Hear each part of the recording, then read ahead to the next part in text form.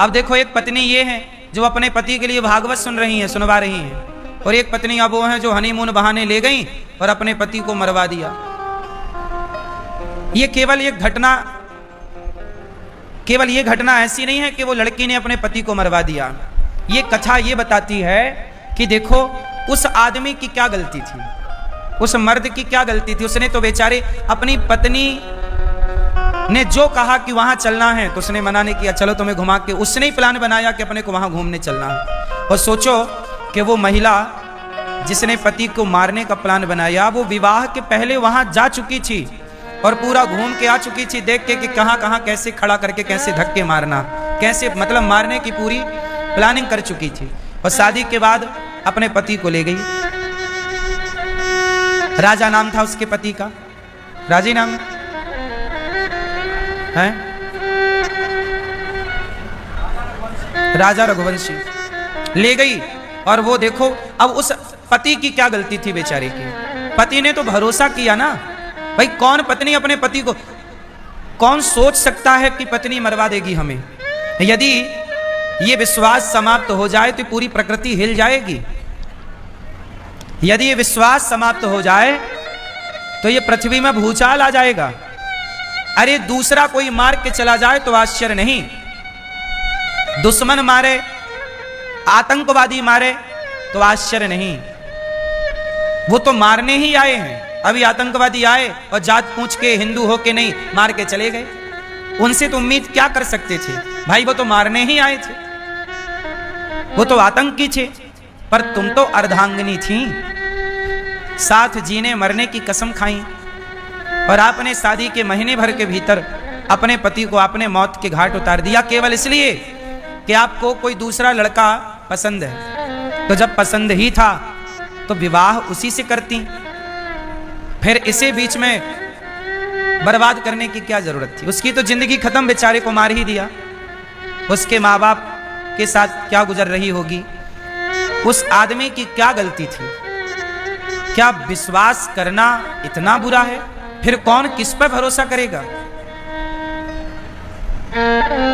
मेरी माँ एक बात बताऊं, ये जो हाल आज देखने को मिल रहे हैं ना, इससे आप ये समझो कि इंसानियत खतरे में जा रही है। आप कितना भी विकास कर लो लेकिन मानसिकता का तो विनाश ही हो रहा है,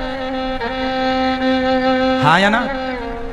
ये मानव जाति का सबसे बड़ा ह्रास है, पतन है। इससे बड़ा पतन इंसान का और क्या हो सकता है। जिस देश की नारियां अनसुईया होती हैं, जिस देश की नारियां सावित्री बनकर यमराज के मुंह से अपना पति वापस ले आती हैं, उस देश की नारियां अपने पति को मरवा डालती हैं। ये सुनने में कितना अजीब है, कितना भयंकर है। इसलिए मेरी मां, आजकल का युग है कि शादी ब्याह करने के पहले अपनी बेटियों को, अपने बेटों को बहुत अच्छे से समझ लो, जान लो, परख लो। लड़की की मां, उस मां को भी नहीं पता था कि मेरी बेटी ऐसी है। कोई थोड़ी जानता है कि कोई कैसा है, व्यक्ति तो भरोसा करता है। इसलिए आप लोग अपने बच्चों को संस्कार दीजिए। यदि आज कोई रक्षा कर सकता है आपकी, आपके बच्चों की और इस देश की, तो रक्षा कौन कर सकता है। पुलिस रक्षा कर पाती तो राजा की रक्षा कर लेती, ना मरता। सेना रक्षा कर पाती तो कर लेती, ना मरता। यदि कोई रक्षा कर सकता है आपके परिवार की और आपके रिश्तों की, तो वो केवल एक है, संस्कार। बेटी को बढ़िया संस्कार दिए जाते तो ये खुरापात जन्म ही क्यों लेता खोपड़ी में, हाँ या ना। भाई सेना तो बॉर्डर की रक्षा के लिए है, पुलिस तो देश की व्यवस्था के लिए है, पर संस्कार घर के भीतर की व्यवस्थाओं में काम करता है। इसलिए आज की जो जनरेशन है, आज के जो बच्चे हैं, वो हरकत ये इसलिए कर रहे हैं क्योंकि संस्कारहीन है। अब बताओ संस्कार क्या है? सबसे बड़ा संस्कार क्या है? चरित्र का संस्कार ही श्रेष्ठ संस्कार है। आजकल की कुछ लड़कियां, कुछ लड़के क्या हो रहे हैं? चरित्रहीन हो रहे हैं। अब चरित्रहीन हो गए। वो लड़की का किसी और लड़के से चक्कर था, अब उसको करनी पड़ी शादी किसी और लड़के से।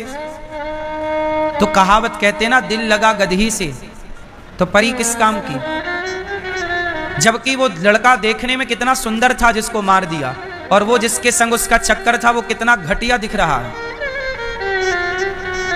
ऐसे ही हाल वो ड्रम वाले केस में भी था कि अपने सुंदर पति को मारकर ड्रम में पैक कर दिया और एक घोचू लाल के संग भाग गई। आजकल ये लड़कियों की पसंद क्या हो रही है, इन्हें घोचू ही पसंद आ रहे हैं।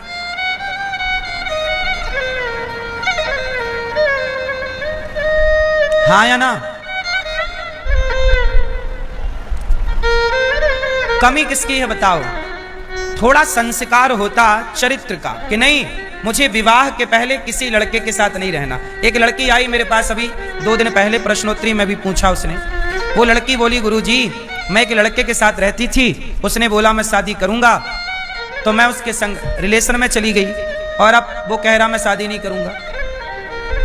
ये मैं एक सवाल पूछूं, शादी कर लेना बहुत अच्छा है, विवाह कर लेना बहुत अच्छा है, पर विवाह के पहले जो आप रिलेशन बना लेते हैं, शारीरिक शोषण जो आप अपना करा लेते हैं या कर लेते हैं, ये बहुत हानिकारक है, स्त्री के लिए भी और पुरुष के लिए भी। बोलो हाँ। इसलिए कहता हूं कि शादी विवाह के पहले तक तो ब्रह्मचारी ही रहना चाहिए। पहले की यही परंपरा थी। अब आज के लड़के होशियार हैं, शादी हुई नहीं पहले ही उनका मन भटकने लग जाता है और वो अपना शारीरिक पूर्ति करने लग जाते हैं। उन्हें पता नहीं है लेकिन उसके दुष्परिणाम क्या है। एक दूसरी बहन आई, उसने कहा गुरुजी हमारी बहन है, उसने विवाह किया और विवाह करने के बाद, बहुत ध्यान से सुनना, ये बात आपके काम आएगी भविष्य में। एक लड़की ने विवाह किया, विवाह के कुछ दिनों बाद पता चला कि उसके पति को एड्स की बीमारी है, एड्स है। तो डॉक्टरों को दिखाया, भाई ये कैसे हुआ? तब उस डॉक्टर ने बताया कि इस आदमी का बहुत सारी स्त्रियों से चक्कर था, तो ये एड्स हो गया। अब आज के लड़के लड़कियां जो लिव इन में रह रहे हैं, क्या है ये लिव इन ही एक प्रकार का एड्स है। ये लिव इन अपने आप में क्या है? एड्स है। अपने आप में एक बीमारी है ये लिव इन, है या नहीं? कोई भी लड़की शादी के पहले पराये पुरुष के बारे में ना सोचे, और कोई भी लड़का ऐसे संस्कार दो आप कि आपकी बेटी विवाह के पहले सोचे ही ना पराये के बारे में, और लड़का भी पराये नारी के बारे में विवाह के पहले सोचे ही ना, तो फिर देखो कोई संबंध, कोई रिश्ता कभी टूट ही नहीं सकता। गलतियां ये हो गई कि आपने अपनी जड़ों को काट दिया। सनातन की जड़ क्या है? बोलो। सनातन की जड़ है चरित्र। राम चरित्र सुनवे को रसिया, राम लखन सीता मन। राम कैसे हैं? चरित्रवान। राम की पूजा होती है, राम की नहीं, राम के चरित्र की पूजा होती है। राम का चरित्र ऐसा है कि राम के आगे कोई स्त्री आती है तो राम उसे माता कह के बुलाते हैं, गलत निगाहों से कभी दृष्टि नहीं डालते। ये राम का चरित्र है। माँ बाप ने जो कह दिया स्वीकार कर लिया। ये चरित्र इस देश का रहा है। इस देश में ऐसा चरित्र नहीं था कि आप विवाह के पहले 17 जगह मुंह मारते रहो। हाँ या ना? ऐसे में तो इस देश का ह्रास हो जाएगा, हमारा अस्तित्व खत्म हो जाएगा। हमारा अस्तित्व किसकी वजह से है?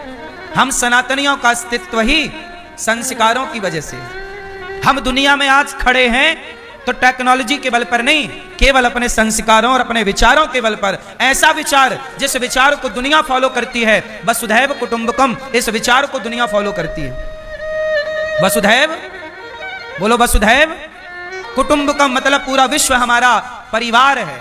इस विचारधारा को पूरी दुनिया स्वीकार करती है। गीता को, गीता के ज्ञान को पूरी दुनिया स्वीकार करती है। भारत के संस्कार सारी दुनिया में सराहे जाते हैं, पूजे जाते हैं। आज विदेशों की महिलाएं साड़ी पहनने लग गई, मंडप गढ़ने लग गया। जो जानते नहीं कि मंडप क्या होता, तेल चढ़ता, हल्दी चढ़ने लग गई। भारतीय विधि विधान से विदेशों में विवाह चालू हो गए और भारत में विदेशों के हिसाब से विवाह चालू हो गए। मतलब हम विदेशी महिलाएं मांग भरने लग गईं। गुड मॉर्निंग, गुड आफ्टरनून की जगह जय श्रीमन्नारायण जय श्री कृष्णा बोलने लग गई, भगवान का नाम बोलने लग गई, कीर्तन करने लग गई, प्रभात फेरियां विदेशी लोग निकालने लग गए, और तुम 10 बजे तक सोकर नहीं उठते।